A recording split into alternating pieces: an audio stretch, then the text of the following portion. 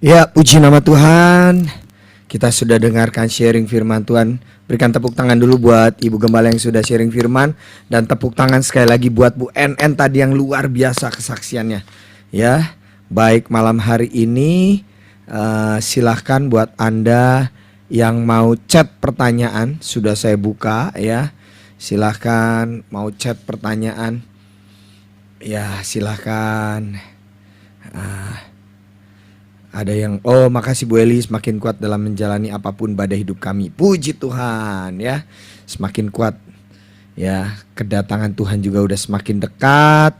Kita harus tetap percaya bahwa Tuhan tetap ada di pihak kita ya. Puji nama Tuhan. Silakan, mungkin ada yang rindu bertanya. Ya, puji Tuhan. Haleluya, saya tunggu pertanyaan-pertanyaan Anda ya. Oke, sambil menunggu pertanyaan ya, sambil menunggu pertanyaan, saya ingin sampaikan pengumuman tambahan untuk Semarang ya. Ibadah di Semarang itu akan diadakan pada tanggal 11 Juli, hari Jumat 11 Juli 2025 jam 10 tetap di Pringgading ya, nomor 52. Saya waktu lalu sudah ke sana. Wow, tempatnya luar biasa. Ya, puji nama Tuhan, dan semakin penuh sekarang ibadah di Semarang karena teman-teman udah bawa jiwa-jiwa semua ya untuk datang ke sana untuk bersama-sama beribadah ya. Pastikan Anda 11 Juli jam 10 pagi di Pringgading nomor 52. Puji nama Tuhan. Ya, baik, adakah pertanyaan di sini? Saya mau cek. Nah, Shalom Bu, mau nanya, kalau rapture itu ada ayatnya kah? Karena saya baru dengar YouTube rapture itu tidak ada. Mungkin pencerahan Bu. Oh, Ibu pernah dengar di YouTube bahwa rapture tidak ada begitu ya dari hamba Tuhan yang lain. Nah, apakah rapture itu ada ayatnya? Katanya begitu. Silahkan Ibu Gembala. Jelas ada yang di Matius 24 kalau Ibu baca. Nanti ada orang yang tiba-tiba di ladang yang tinggal cuman bajunya banyak. Tiba-tiba orang tidur di sebelah saudara hilang. Itu rapture saudara. Itu pengangkatan. Makanya nanti kalau naik pesawat tiba-tiba pilotnya hilang. Pilotnya di rapture saudara. Hati-hati kalau naik pesawat ya. Kalau pilotnya di rapture kita benar-benar nanti bakal terjadi bencana alam tuh enggak. Bencana yang namanya pesawat jatuh bisa saudara ya. Orang rapture, baca Matius 24 itu ayat-ayat rapture semua. Ada orang bekerja di ladang, satu hilang, itu di rapture. Makanya kita yang jangan sampai kita ketinggalan ya. Nanti ini akan masa-masa pengangkatan itu terjadi ya. Jadi jangan takut saudara. Makanya selama kita ini yang paling takut itu bukan takut dengan masalah loh. Takut kalau nggak di rapture itu loh, lebih takut karena penyiksaan itu nggak main-main gitu. Menurut saya masalah di dunia ini sempit loh, nggak kecil sekali loh, nggak punya uang, nggak mungkin kelaparan juga kan, karena Tuhan pelihara. Saudara ditinggal suami selingkuh, dibanding nggak di rapture, ayo lebih penting mana?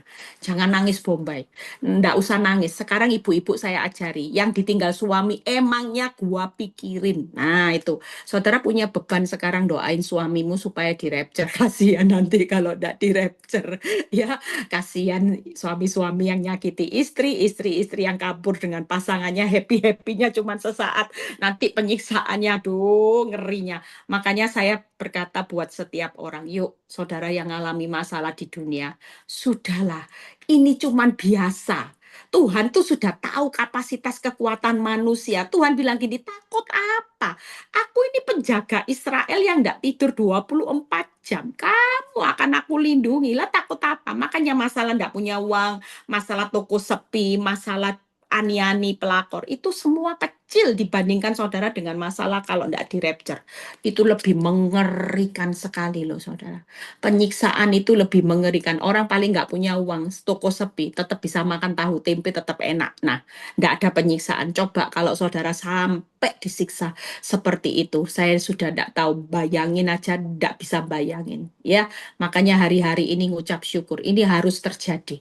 Harus terjadi. Kuatkan, teguhkan hati kita setiap saat. Ya, itu aja. Yes ya, jadi seperti yang Ibu Gembala sampaikan, rapture itu yaitu tiba-tiba hilang begitu ya. Nah makanya Anda kalau yang menyaksikan loh pada hilang semua, berarti Anda yang ketinggalan. gitu kan, nggak di rapture tadi ya. Nah ini pertanyaannya ada lagi contoh rapture ya tadi sudah ya contohnya seperti itu. Nah kemudian eh, ini ada pertanyaan masih tentang rapture. Itu rapture-nya terjadi dalam satu hari gitu, satu hari barengan semua atau gimana? Terus kemudian bagaimana ada pertanyaan kedua sekalian dijawab nanti bagaimana tetap fokus bisa melayani Tuhan dan melakukan kehendak di tengah kesulitan yang terus bertubi-tubi mungkin datang hari-hari ini. Silakan yang rapture dulu Bu. Ya, menurut saya rapture itu nanti akan satu gelombang bersamaan.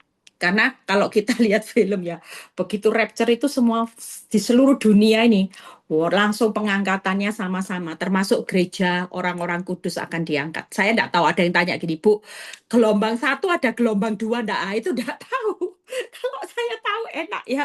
Orang tanya, Bu, kalau gelombang satu sudah diangkat, saya ketinggalan, masih ada kesempatan gelombang dua enggak? Nah, itu yang saya enggak tahu ya.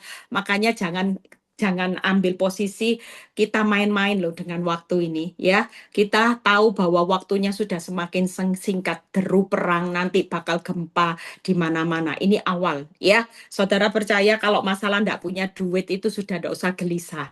Tuhan itu sudah tahu kapasitas kekuatan. Kalau burung udara dipelihara, saudara tetap dipelihara. Keluar masuk saudara pasti dipelihara. Jangan takut, itu aja ya. Dan di samping apa tadi pertanyaannya, gimana fokus? Nah, fokus gini, saudara percaya orang melayani Tuhan itu bukan jadi pendeta aja, bukan jadi kayak saya, kayak Fran, ya, kayak jadi singer, enggak. Melayani Tuhan itu apa, saudara, yang paling penting? Melayani Tuhan itu dengan jadi pelaku firman. Persembahkan tubuhmu sebagai persembahan yang hidup, kudus, dan berkenan. Tangkap ya. Jadi waktu saudara hari ini menjadi pelaku firman, karena engkau melakukan firman jelas kudus, jelas itu berkenan.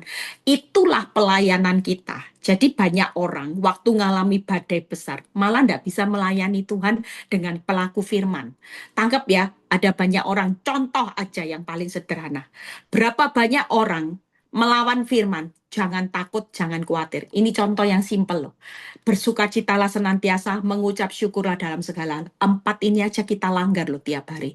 Berdoalah senantiasa, renungkan firman. 5 mungkin. Bu Eli sumpek, suntuk, stres, tidak bisa doa, tidak bisa baca firman, tidak bisa ibadah. Ikut Zoom-nya Bu Eli sekarang sudah saya marah sama Tuhan, jujur. Tidak bisa mengucap syukur, tidak bisa bersukacita. Saya hidup dalam takut. Ini sudah berapa firman yang saudara langgar? Tangkep ya. Saudara jangan pikir firman itu tidak ada dosa besar, dosa kecil. Setiap pelanggaran itu adalah apa namanya melawan kebenaran firman. Ini jelas salah, saudara. Ini jelas kesalahan. Makanya hari ini yuk di tengah kehidupan kita di masa yang sulit. Makanya tadi saya bahas. Jangan lepas apa, tetap percaya, jangan bimbang, dan berserah. Itu paling penting, saudara. Itu paling penting, karena waktu kita hari ini bisa jadi pelaku firman, ya, saudara percaya, responmu pasti benar.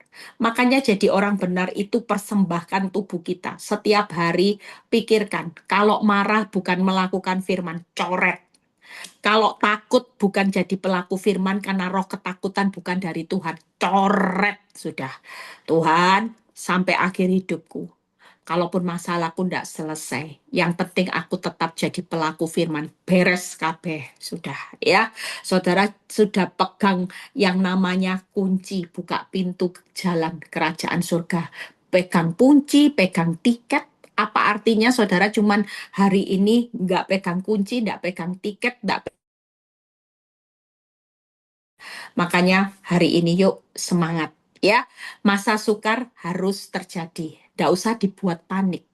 Semua keadaan, semua bukan ibu aja yang sulit. Makanya saya beberapa saat hikmat Tuhan sudah jatuh ditimpa tangga 1, tangga 2, tangga 3, tangga 4. Saudara jangan takut. Tuhan berjanji tidak ada satupun tulangmu yang patah karena Tuhan menjaga tulang kita. Itu berarti masalah-masalah di dunia itu semuanya aman. Tanggap ya. Yang penting yuk mulai hari ini jangan pernah hari ini takut khawatir ya. Jangan pernah hari ini pakai mengandalkan. Kan Tuhan bilang gini, jangan mengandalkan kekuatan manusia, kekuatan kita. Kalau kita mengandalkan kekuatan kita terus, maka kita juga bersalah di hadapan Tuhan.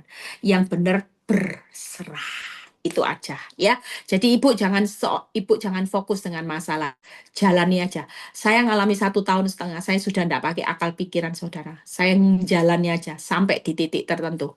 Tuhan tuh tolong saya cuman balik telapak tangan gini. Pusingnya 1,5 tahun saudara. Tapi begitu Tuhan nolong, telapak tangan selesai saudara. Itu sebabnya kita sebagai anak Tuhan, yuk percaya, tidak bimbang, berserah. Tiap hari, percaya, tidak bimbang, berserah. Tuhan Yesus memberkati. Oke, baik ya. Jadi tadi cukup jelas ya, rapture itu bersama-sama barengan gitu begitu ya. Nggak ada gelombang satu, gelombang duanya nggak tahu tuh. Kalau Bu Eli Tuhan mungkin tahu ya ada gelombang satu, gelombang dua, gelombang tiga begitu ya. Tapi ya kita percaya bahwa kita anak-anak Tuhan barengan semua kita di rapture, keluarga kita semua di rapture ya. Puji nama Tuhan. Baik, ada pertanyaan berikutnya tentang tabur tuai. Apakah tabur tuai itu dosa orang tua sehingga anak-anak yang menuai? Kan orang-orang dunia sebut karma begitu ya. Tapi kalau saya tahu sih di kekristenan tidak ada karma ya tabur tuai. Bagaimana pandangan Alkitab mengenai karma, Bu? Apakah ada atau tabur tuai itu ya, Bu? Silakan. Kalau menurut saya kutuk karma itu sudah tidak ada. Tapi banyak orang yang tahu, ya memang kita itu nggak bisa lepas. Karena memang keturunan orang benar yang ada dalam pemandangan Tuhan yang diberkati. Jadi sekali lagi makanya kenapa saya selalu memperkuat ibu-ibu, jangan pernah bercerai supaya keturunanmu jadi keturunan orang benar. Tapi sekali lagi, kalau kita pun sampai hidup kita hari ini, kita nggak pernah bisa milih kan, kita lahir di orang tua yang bagaimana ya. Sekali lagi, ketika kita hidup dalam keluarga yang kacau balau, bercerai sekalipun ya, suatu kali kita mengalami masalah, jangan takut. Itu bukan kutuk lagi ketika kita sudah dalam Kristus. Percayalah, semua yang buruk akan berlalu tetap dengan kemenangan bersama Tuhan. Tangkap ya, saudara jangan pernah takut. Siapapun hari ini yang namanya kehidupan itu, saudara lihat Ayub aja sudah STMJ. Ya Saleh, takut Tuhan, jujur, menjauhi kejahatan. Proses tetap ada nggak? Apakah Ayub berkata ini kutuk semua? Mungkin Ayub berpikir kutuk apa yang aku alami. Tapi sekali lagi, di tengah pun keadaan yang sulit, Tuhan itu tetap memperhitungkan Ayub nggak ketika dia tetap setia. Saya percaya Ayub itu percaya, tidak bimbang, dia berserah sama Tuhan menjalani proses. Semuanya beres kabeh kan?